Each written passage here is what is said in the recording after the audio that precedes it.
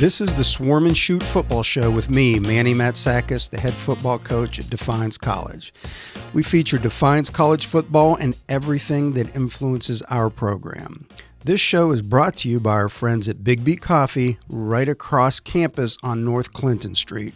I'm actually having a cup right now, so everybody check it out on YouTube, and you can see the video of the cup and how delicious this beverage is. Get the finest coffee beverages, even tea, in Defiance, as well as great pastries, breakfast sandwiches to start your day off, and you can even get a pick-me-up like a lot of our coaching staff does in the afternoon. I'd also like to bring on board the maker of this fine apparel right here, and not just Nike, but we're talking about BSN Sports, all right? I'd like to bring on board our latest sponsor, BSN Sports, and Rob Held and his sales team are the professionals you need to get in touch with for all your sporting goods and apparel needs in Ohio. Not only do they work with high school and college sports teams, they also deliver outstanding apparel to businesses so they can brand themselves in a first-class manner.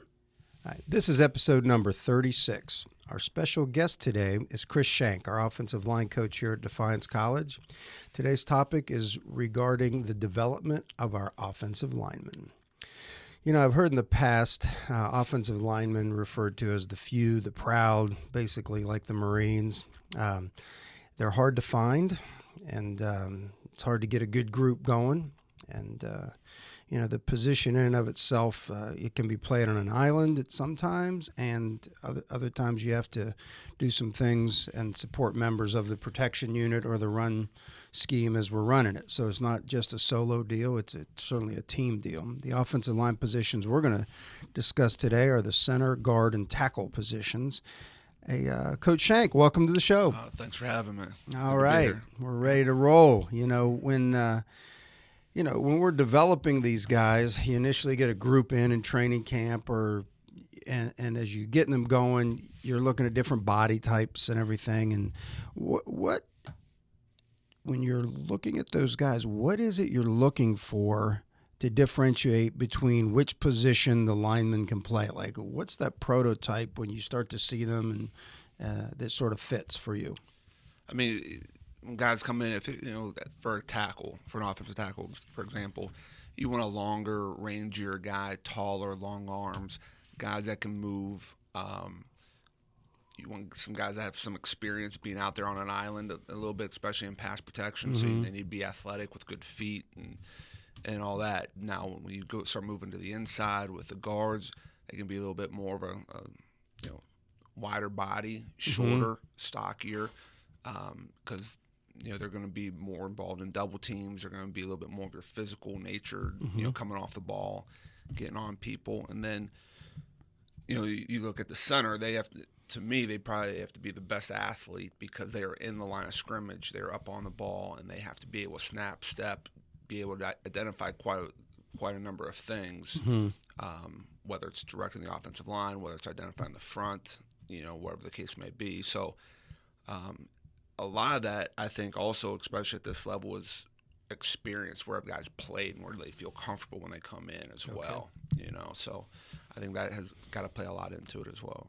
Well, speaking of the center position, you talked about how he's required to snap the ball flawlessly, and because anymore it's not just under the center, it's certainly in the shotgun, and they got to be able to do it both ways. And what's the mental makeup of that center position? Because we ask a lot of that position. What is it you want them to have, or you're trying to develop mentally? I mean, he's got to be a leader in terms. I mean, he's got to be able to come in and watch film on his own, because he has to identify the front, know what the defense is doing, be prepared for any and all adjustments that need to be made on the fly, because obviously I'm not going to be standing there behind the huddle, behind the offensive line during a game, and so he has to be able to take control, even at in between plays, because he's the one that has the best vantage point to see everything, see both sides of the line of scrimmage. He's got to set the tone in the huddle, and get everything set, and he's got to have just bringing everybody together out there as an offensive line. He is kind of the unsung leader of the offensive line, and he's also got to be intelligent. Yeah. He has to be an extension of myself out there So that's where extra film study and all that come into play. No, that makes sense. He's basically the quarterback of the O-line. I mean, that's what he's doing out there. And in the initial stages of developing linemen, because it is interesting as I've seen line coaches over the years, the type of skills that you are developing based on when they're coming in out of high school, what you're dealing with, the gap between where they are and where you want them to be. What skills are you developing with these guys when you first get them going? It's one, just kind of learning the system, because for example, we'll have offensive linemen come in and you may have a guy that playing a triple option or a wing tee or something along the lines. Now all of a sudden he's playing an offense that's throwing the ball 30, 40 times a game. They never had to pass protection. They never spent more than 5 minutes a day on pass protection probably. And now they're doing it the majority of the time. So, learning the system and then trying to fit it into what they need, essentially, because if I'm going to sit there, I always work in the run game, work first on the hips and the hands, because a lot of people, they're just, taught to come running off the ball. They're not taught to lift. I've always been taught to lift when we punch, and we're going to lift with our hips, and we're going to extend and throw our hips through, okay? And so that's the first drills we'd use. We work on hand placement quite a bit, because, I just try and get everybody involved in different aiming points with our hands, our face masks, and all that stuff, and just comes to a little bit of the intelligence of the game and what's played.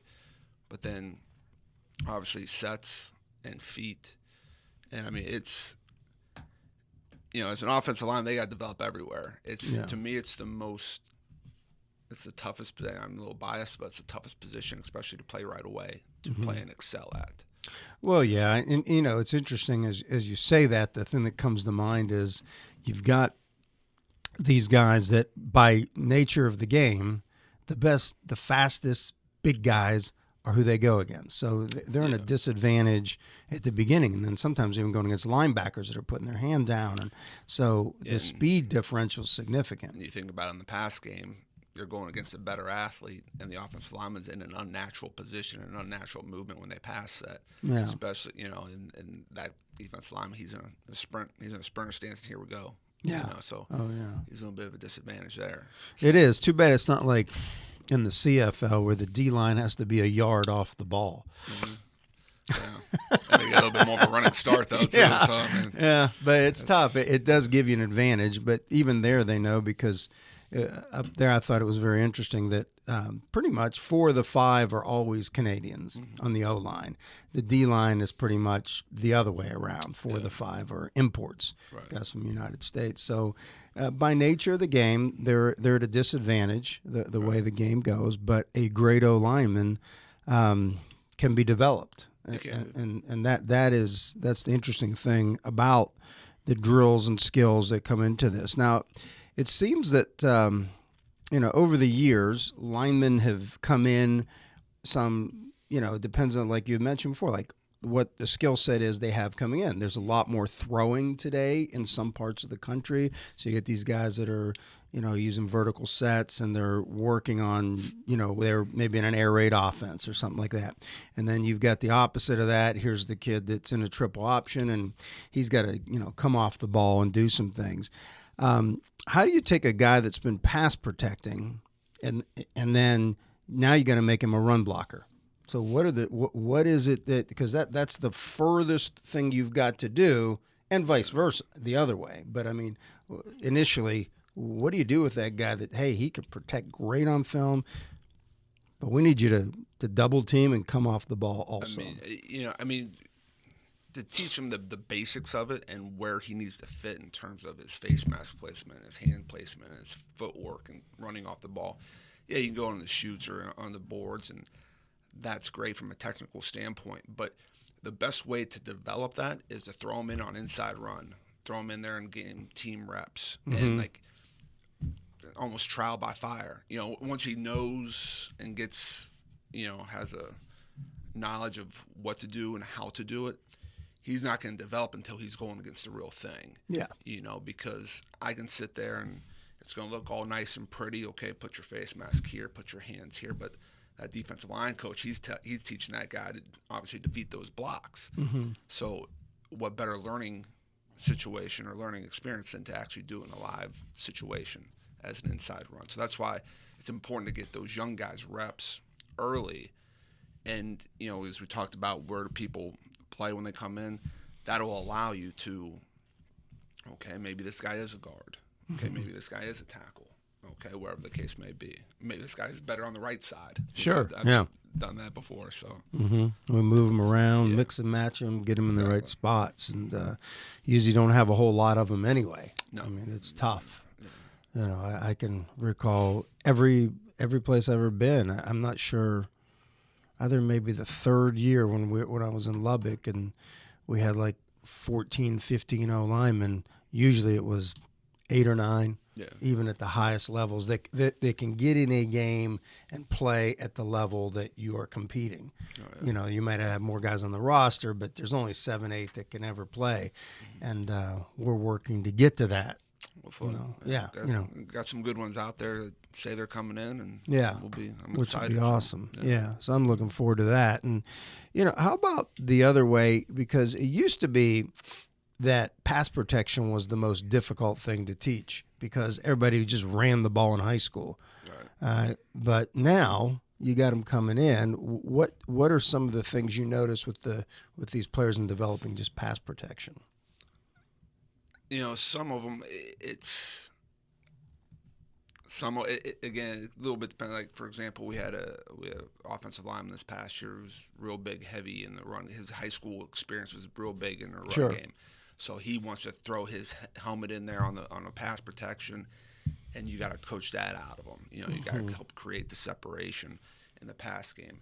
Then you have another young man who's a little undersized, for his position, who's going to be a very, very good player, I think, but he's a little bit more tentative. He wants to, I don't want to say soft is the wrong word, but he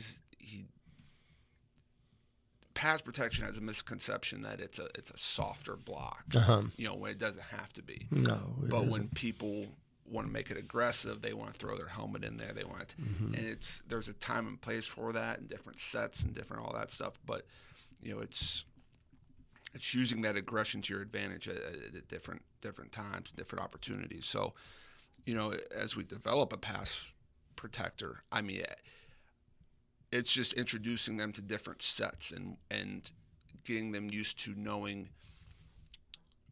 being aware, I should say, of where that man is that they're supposed to block, where he's aligned, and where that launch point of the quarterback is. Yeah. A lot of these guys, have come in, they'll sit there and say, okay, it's a drop back pass. All right, here we go. We're going to block this guy. Well, where are we trying to protect, first of all? Oh, yeah. What's the angle of that rusher going to be? It's doing kind of just the mental aspect of things. Then it's going to allow you to, that'll help dictate your set, whether I can be a little bit more depth, whether I can attack the guy, whatever the case may be. And then we can develop those, 3 or 4 different sets that we use. Yeah. Yeah.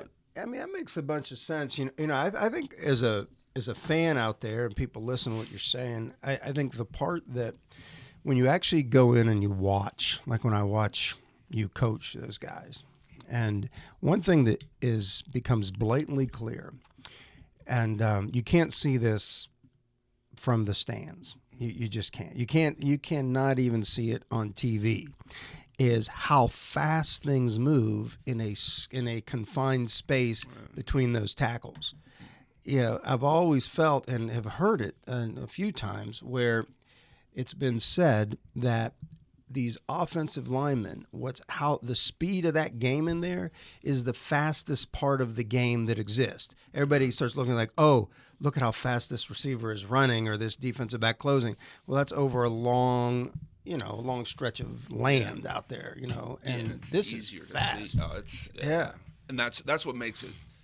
And I've coached guys that can adapt to it pretty quickly and have been pretty effective players as freshmen when they come in. That's why I, truly believe playing an offensive lineman at early on is the toughest thing. It's a tough position to play as a freshman or as a newcomer, because it's not only are you doing that, not only is the speed of the game changing inside there from the tackle box, but now you're actually a young man who's 17, 18 years old to go against a grown man that's 3, 4 years older that's been in the college weight room and and understands the game a little bit better and all that. So it's it is a process, as we know.